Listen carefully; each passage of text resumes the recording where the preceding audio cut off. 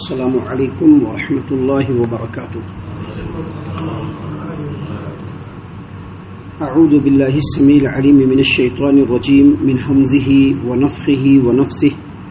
بسم اللہ الرحمن الرحیم.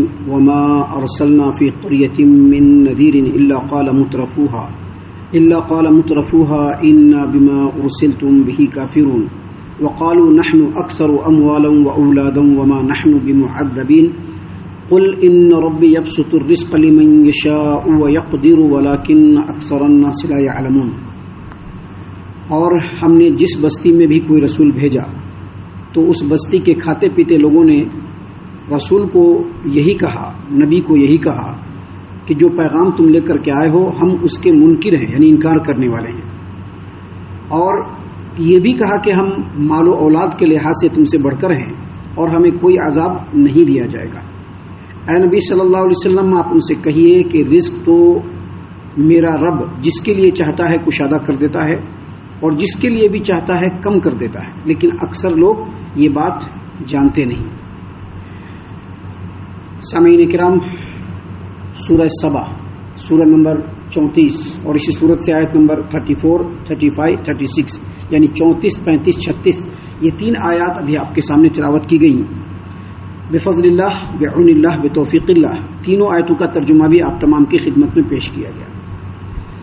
سامعین کرام، اللہ تبارک و تعالیٰ نے سیدنا نوح علیہ الصلوۃ والسلام سے لے کر کے نبی کریم صلی اللہ علیہ وسلم تک جتنے بھی پیغمبروں کو، نبیوں کو اس روئے زمین پر بھیجا، اور جب انہوں نے اللہ تبارک و تعالیٰ کے احکام کو، پیغام کو، تعلیمات کو لوگوں تک پہنچایا تو کچھ لوگوں نے اس کو ایکسیپٹ کیا، لیکن اکثر لوگوں نے رد کر دیا. اور جو رد کرنے والے لوگ تھے ان میں جو اصل جو لوگ ہوتے تھے وہ لوگ ہوتے تھے جو علاقے کے کھاتے پیتے لوگ ہوتے تھے، مال و دولت والے لوگ ہوتے تھے، جن کے پاس پیسہ ہوتا تھا، پاور ہوتا تھا، کوٹھے، بنگلے، گاڑیاں، لوگ، نوکر چاکر، ان کا فورس ہوتا تھا، مین پاور ہوتا تھا. ایسے لوگ جو ہوتے تھے وہ پہلی فرصت میں نبیوں کی دعوت کو رد کرتے تھے. اللہ تبارک و تعالیٰ نے نوازا ہوا ہے، پیسہ ہے، بینک بیلنس ہے، کوٹھے بنگلے ہیں، گاڑیاں ہیں، نوکر چاکر ہیں، مال و اولاد ہے، اب وہ کہے کو نبی کی بات مانیں گے. اور یہ صرف قریش مکہ کے ساتھ نہیں تھا. قریش جب نبی کریم صلی اللہ علیہ وسلم نے جب لوگوں کے درمیان میں اللہ کے تعلیمات کو پھیلانا شروع کیا، اور نبی صلی اللہ علیہ وسلم کے پہلے جتنے بھی انبیاء آئے ان لوگوں نے اللہ کے پیغام کو جب لوگوں تک پہنچانا شروع کیا تو سب سے پہلے نہ ماننے والے یہی لوگ تھے. اور نہ ماننے کی وجہ تھی، اب پیغمبر جو ہوتے تھے وہ ہر جائز اور ناجائز بات پر ٹوکتے تھے. ابھی ہم لوگ کیا ہے کہ منہ کو موچ لیتے ہیں، یہ ہمارے سامنے کلیئر غلط ہوتا رہتا ہے لیکن ہم لوگ منہ موچے رہتے ہیں، بولنے کی ہمت نہیں ہوتی ہے. لیکن انبیاء کو تو اللہ تبارک و تعالیٰ نے منصب دیا ہے، ذمہ داری دی ہے، وہ تو رک نہیں سکتے، وہ تو بولیں گے. تو وہ ہر جائز و ناجائز پر ٹوکتے تھے، حرام طریقے سے مال کمانے سے روکتے تھے، لوگوں کے اوپر ظلم و ستم کرنے سے روکتے تھے. مزید یہ بھی کہتے تھے کہ اللہ تبارک و تعالیٰ نے جو مال و دولت دیا ہے اس کو غریبوں پر، مسکینوں پر، اپنے اقربا اور رشتہ داروں پر جو مسکین ہیں، غریب ہیں، یا جو دوسرے مسکین ہیں، غریب ہیں، ان کے اوپر خرچ کرو. اب جب اتنا بولتے اور جو علاقے کے کھاتے پیتے لوگ ہوتے وہ اگر نبیوں کی بات مان لیں گے تو سب سے پہلے کیا کرنا پڑے گا؟ شریعت کی تعلیمات کے مطابق جو پابندیاں ہیں ان کو فالو کرنا پڑے گا. ابھی ایکسیپٹ کیا کہ ہم قرآن پر ایمان لائیں گے، ایکسیپٹ کیا کہ ہم نبی کی تعلیمات پر ایمان لائیں گے، تو سب سے پہلا جو بات اپنے اوپر آتا ہے وہ کیا؟ شریعت نے جو پابندیاں عائد کی ہے اس کو فالو کرنا ہے. اور سیکنڈ نمبر پہ نبی کا مطیع و فرما بردار بن کر کے رہنا ہے. یہ دونوں چیزیں ان کو منظور نہیں ہیں، یہ دونوں چیزیں ان کو ایکسیپٹیبل نہیں ہے. لہذا سب سے پہلے وہ لوگ کیا کرتے کہ نبی کی باتوں کو رد کرتے، اور پھر علاقے کے اندر جو ان کے اثر و رسوخ میں لوگ ہوتے ان کے اوپر دباؤ ڈالتے. بات نہیں سننا ہے ان کی، بات نہیں ماننا ہے ان کی. یہ بات اتنا فیکٹ ہے کہ کسی بھی زمانے میں اس بات کا انکار کوئی بھی نہیں کر سکتا ہے. سامعین کرام، یہ تو قرآن کی بات ہے. اللہ تبارک و تعالیٰ تو لوگوں کی فطرت اور نیچر کو جانتا ہے، کہاں پر کیا ہے، کیسے اللہ کو معلوم ہے، کیا ہو چکا ہے رب العالمین کو معلوم ہے، کیا کیا ہونے والا ہے سب اللہ تبارک و تعالیٰ کو معلوم ہے. تو اللہ تبارک و تعالیٰ نے انسانوں کی عین فطرت کو یہاں پر واضح کیا ہے.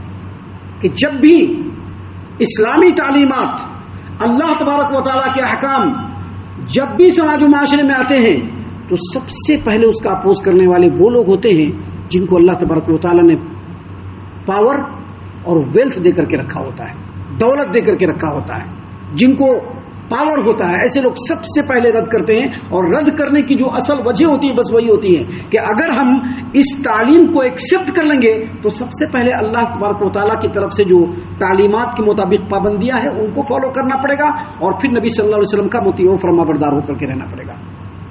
ہم لوگوں کا تو عقیدہ ہے کہ ہم لوگوں کو نبی کا مطیع و فرما بردار ہو کر کے رہنا ہے. اگر نہیں ہوں گے تو اللہ کے رسول صلی اللہ علیہ وسلم نے کیا فرمایا ہے؟ من اطاعنی دخل الجنہ ومن عصانی فقد ابا. جس نے میری اطاعت کی وہ جنت میں گیا، اور جس نے نافرمانی کی وہ کہاں گیا؟ اس نے انکار کیا میرا. تو ہم لوگوں کا تو یہ عقیدہ ہے کہ ہم لوگ چاہے اپنے اکنامیکل اعتبار سے چاہے جس اسٹیٹس پہ ہو، ہمارا کام ہے کہ نبی کے بات کے آتے ہی اپنے سر کو جھکانا. لیکن سبھی لوگ ویسے نہیں ہوتے ہیں. سماج و معاشرے میں جو بڑے بڑے لوگ ہوتے ہیں ان کے اوپر دولت کا نشہ ہوتا ہے، ان کے اوپر پاور کا نشہ ہوتا ہے، ان کو کئی کئی چیزوں کے معاملات ہوتے ہیں. لہذا سب سے پہلے وہ خود رد کرتے ہیں، اور پھر جن جن لوگوں پر ان کا اثر و رسوخ ہوتا ہے ان کو کہتے ہیں کہ تم کو ان کی بات نہیں سننا ہے، ان کی تعلیمات کو ایکسپٹ نہیں کرنا ہے. اور اس کے لیے وہ لوگ بے دریغ پیسہ بھی بہاتے تھے. اس لیے دیکھیے اللہ تبارک و تعالیٰ نے سب سے پہلے کیا فرمایا اللہ تبارک و تعالیٰ نے کہ وما ارسلنا فی قریۃ من نذیر الا قال مترفوها انا بما ارسلتم به کافرون. اور ہم نے جس بستی میں بھی کوئی رسول بھیجا تو اس کے کھاتے پیتے لوگوں نے یہی کہا نبی سے کہ جو پیغام تم لے کر کے آئے ہو ہم اس کے منکر ہیں، ہم اس کا انکار کرنے والے ہیں. اور پھر کیا کہا ان لوگوں نے؟ اللہ نے فرمایا ان لوگوں نے کہا وقالوا نحن اکثر اموالا واولادا وما نحن بمعذبین. اور یہ بھی کہا کہ ہم مال اور اولاد کے لحاظ سے تم سے بڑھ کر ہیں اور ہمیں کوئی عذاب نہیں دیا جائے گا. سامعین کرام، آپ نبی صلی اللہ علیہ وسلم کے نبوی زندگی کو جو مکہ سے شروع ہوئی اس کو بہت ڈیپ اسٹڈی کریں گے تو آپ کو پتہ چلے گا کہ شروع میں نبی صلی اللہ علیہ وسلم کی دعوت کو ایکسپٹ کرنے والے مالدار لوگ نہیں تھے، کمزور طبقے کے لوگ تھے، مرے ٹوٹے لوگ تھے، جن کو سماج و معاشرے نے حق حقوق سے بالکل پیس دیا تھا. ایسے لوگوں نے سب سے پہلے نبی صلی اللہ علیہ وسلم کی دعوت پر لبیک کہا. اب لبیک کہا ایسے لوگوں نے تو مکہ کے جو بڑے بڑے سرداران تھے یا نبی صلی اللہ علیہ وسلم سے پہلے جو انبیاء آئے ان کے ساتھ بھی یہی معاملہ ہوا. غریب طبقے کے لوگ، مسکین طبقے کے لوگوں نے سب سے پہلے نبی کی بات کو مانا. تو یہ جو مالدار تھے ان لوگوں نے اب نبی کی بات کو تو رد کرنا ہے. نبی تو باہر کا ہے نہیں، اپنے علاقے کا، باہر کا رہتا تو کوٹ کاٹ کے باہر بھیج دیتے تھے. ابھی تو نبی جو ہوتے تھے وہ اسی علاقے کے ہوتے تھے. آپ جتنے بھی نبی کو دیکھ لیجئے جہاں پر انہوں نے نبوت کا اظہار کیا وہ اسی علاقے کے تھے. ہمارے رسول صلی اللہ علیہ وسلم بھی کہاں کے تھے؟ مکہ کے تھے، اور وہ بھی مکہ کے سب سے اعلیٰ خاندان قریش کے تھے. لہذا مارنے کوٹنے کا تو معاملہ ہی نہیں آتا ہے، مار تو کوٹ نہیں سکتے تھے. اور ہمارے خاندان کا آدمی ہے اور اتنی بڑی بات کر رہا ہے تو رد کیسے کرے؟ تو رد کرنے کے لیے اصل وجہ بیان نہیں کرتے تھے کہ اگر ہم ان کی بات کو ایکسپٹ کر لیں گے تو ہم کو شریعت کے تابع رہنا پڑے گا، اگر ہم ان کی بات کو مان لیں گے تو ہم کو نبی کا مطیع و فرما بردار ہو کر کے رہنا پڑے گا. یہ وجہ نہیں بتلاتے تھے، بلکہ ایک بات کو بنا کر کے خوبصورت انداز میں لوگوں کے سامنے پیش کرتے تاکہ لوگوں کو بھی یہ بات لگے کہ ہاں یہ معقول بات ہے. اور وہ کیا کہتے تھے؟ مسلمانوں کو کہتے، پیغمبروں کو کہتے، کیا کہتے؟ نحن اکثر اموالا و اولادا، ہم لوگ مال اور اولاد کے لحاظ سے تم تمام سے بڑھ کر کے، دیکھو ہمارے پاس پیسہ ہے، پاور ہے، بنگلے ہیں، کوٹھیاں ہیں، بینک بیلنس ہے، مین پاور ہے، لوگ ہمارے پیچھے کھڑے ہوئے ہیں، ہمارے پاس اہل اولاد ہے.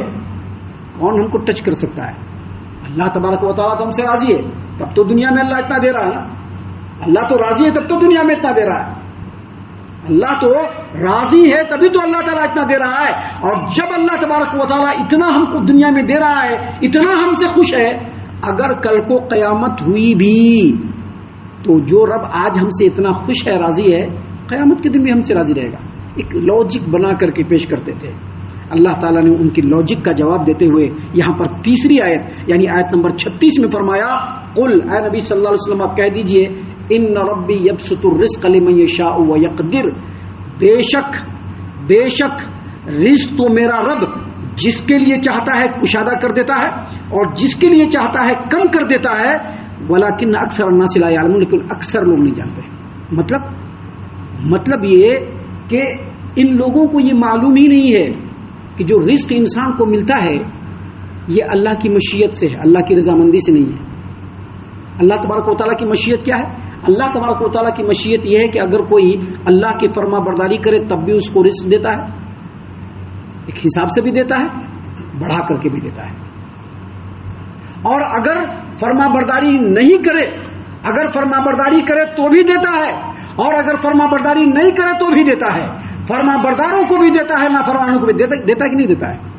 ابھی دنیا کا سب سے بڑا بلینئر کیا اللہ کا فرما بردار ہے کیا؟ ہرگز نہیں.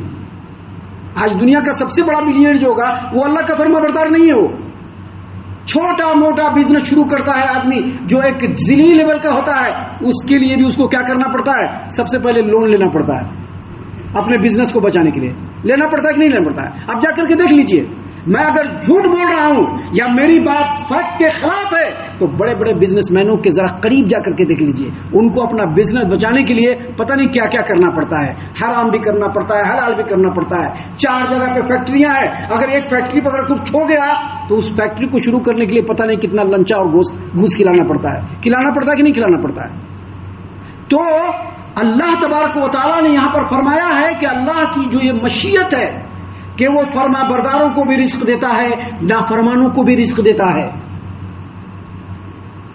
کبھی کبھی نافرمانوں کو رزق دیتا ہے اور بڑھا کر کے دیتا ہے، کبھی کبھی فرما برداروں کو رزق دیتا ہے بڑھا کر کے بھی دیتا ہے اور تنگ بھی کر دیتا ہے، بڑھا کر کے بھی دیتا ہے اور تنگ بھی کر دیتا ہے. اللہ تبارک و تعالیٰ اگر صرف فرما برداروں کو رزق دینا شروع کر دے اور بڑھا کر کے رزق دینا شروع کر دے اور نافرمانوں کو رزق تنگ کر دے تو دنیا میں سبھی مان لیا گا کہ نہیں لیا گا. اگر لوگوں کو یہ پتا چل جائے کہ ہم اپنے رب کی فرما برداری کریں گے، دن رات اللہ کی اطاعت میں لگ جائیں گے تو اللہ دولت برسا دے گا، سارے لوگ ایمان لے آئیں گے. لیکن سارے لوگ ایمان نہیں لا رہے. کیوں؟ کیونکہ یہ دنیا ایگزامینیشن کی جگہ ہے، آزمائش کی جگہ ہے، امتحان گاہ ہے. اللہ تبارک و تعالیٰ ادھر دے کر کے بھی آزماتا ہے اور لے کر کے بھی آزماتا ہے. آپ دیکھیں گے کبھی کبھی ایسا بھی ہوتا ہے کہ دنیا کا انتہائی گرا ہوا آدمی، اس کو اللہ تعالیٰ مال و دولت کا ڈھیر دے دیتا ہے. اور بسا اوقات کبھی کبھی ایسا بھی دیں گے کہ انتہائی فرما برداری میں لگا ہوا آدمی اللہ تعالیٰ اس کے رزق کو تنگ کر دیتا ہے. کیوں ایسا ہوتا ہے؟ تو کیا اس بیس پر کہہ دیا جائے گا کہ اس سے اللہ راضی ہے، اس سے اللہ راضی نہیں ہے؟ تو اللہ نے اسی بات کو یہاں پر ان لوگوں کے جواب میں کہا کہ آپ ان سے کہہ دیجئے میرا رب جس کے رزق کو چاہتا ہے کشادہ کر دیتا ہے اور جس کے رزق کو چاہتا ہے تنگ کر دیتا ہے. یہ رضامندی کی بنیاد پر نہیں ہے بلکہ اللہ کی مشیت کی بنیاد پر ہے، لیکن اکثر لوگ نہیں جانتے. سامعین کرام، باتیں بھی اور بھی آگے ہیں جو انشاءاللہ کل ہم آپ کو بیان کریں گے آپ کے سامنے. لیکن یہاں پر ان 3 آیتوں کی روشنی میں ہم یہاں پر یہ بات سمجھا دیں اور بتلا دیں کہ اگر اس روئے زمین پر اللہ تبارک و تعالیٰ نے ہم کو مال اور دولت سے نوازا ہے تو ہمیشہ یہ سمجھنا چاہیے کہ اللہ کی آزمائش ہے، اللہ کی آزمائش ہے. اور جس قدر اللہ تبارک و تعالیٰ مال و دولت دیتا ہے آزمائش کی چکی اسی قدر تیز چلتی ہے. جس قدر اللہ تعالیٰ مال و دولت سے نوازتا ہے آزمائش کی چکی اتنی ہی تیز چلتی ہے. لہذا اگر مال و دولت سے اللہ نوازا ہے، جتنا مال و دولت دے رہا ہے اتنی ہی عاجزی ان کے ساتھ اختیار کیجیے. آپ نے سنا ہوگا شاعر کا شعر کہ اللہ جب حسن دیتا ہے تو نزاکت آ ہی جاتی ہے. آتی ہے نا؟ ذرا سا حسن مل گیا تو نزاکت آ گئی. تو یہ تو حسن کی بات ہے، لیکن حسن کے بالکل سامنے اگر دولت دیتا ہے تو تھوڑا بہت آ ہی جاتا ہے، پاور ملتا ہے تو تھوڑا بہت آ ہی جاتا ہے، میں آ ہی جاتا ہے تھوڑا سا. لہذا ایسی حالت میں اگر اللہ تبارک و تعالیٰ نے دولت سے نوازا ہے، پاور سے نوازا ہے، تو جتنا اللہ نوازے اتنی ہی عاجزی اور انکساری اختیار کیجیے. ہمارے سامنے عمر بن خطاب رضی اللہ عنہ کی مثال زندہ موجود ہے کہ نہیں؟ عمر رضی اللہ عنہ کی مثال زندہ مثال موجود ہے. اللہ نے پورے اسلامی مملکت کا ان کو بادشاہ بنایا، لیکن دیکھنے والوں نے دیکھا کہ ان کے کپڑے پر پیبند لگا ہوا ہے کہ نہیں؟ ممبر پر کھڑے ہوئے نیا کپڑا پہنے ہوئے، ٹوکنے والے نے فوراً تو کیا پہنا ہے، کہاں سے لایا آپ نے؟ ابھی ہم لوگ بولتے ہیں نا، ذرا سائڈ میں لے جا کر کے بولیے شیخ، یہاں خلیفہ وقت کو کہاں ٹوکا جا رہا ہے؟ ممبر پر ٹوکا جا رہا ہے. یہ جو کپڑا آپ نے سلوایا کہاں سے سلوایا؟ اور خلیفہ وقت کو بولنا بھی پڑ رہا ہے. کیوں؟ کیونکہ ان کے اندر گھمنڈ نہیں ہے، ان کے اندر میں پنا نہیں ہے، ان کے اندر اللہ تبارک و تعالیٰ نے عاجزی اور انکساری رکھا تھا. تو جتنا اللہ تبارک و تعالیٰ ہولڈ دے، پاور دے، اتنے ہی اپنے اندر عاجزی اور انکساری لائیے. اور اس کے جسٹ اگینسٹ میں اگر اللہ تبارک و تعالیٰ نے تنگی سے نوازا ہے، اگر اللہ تبارک و تعالیٰ نے رزق کے اندر وسعت نہیں دیا ہے، تنگی ہے، غربت ہے، افلاس ہے، تو اس کو بھی اللہ کی آزمائش سمجھتے ہوئے اللہ تبارک و تعالیٰ کے اوپر صبر کرتے ہوئے اپنی زندگی کو اللہ کی اطاعت و فرما برداری میں لگا دیجیے.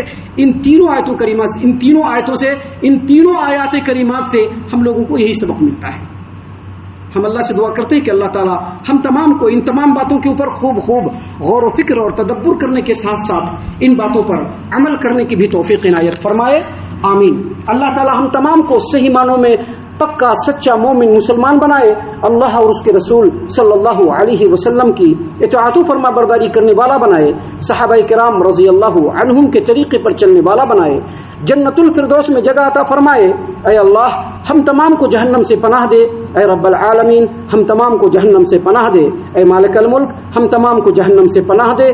آمین یا رب العالمین. وما علینا الا البلاغ المبین. تبارك الذي نزل الفرقان على عبده ليكون للعالمين نذيرا.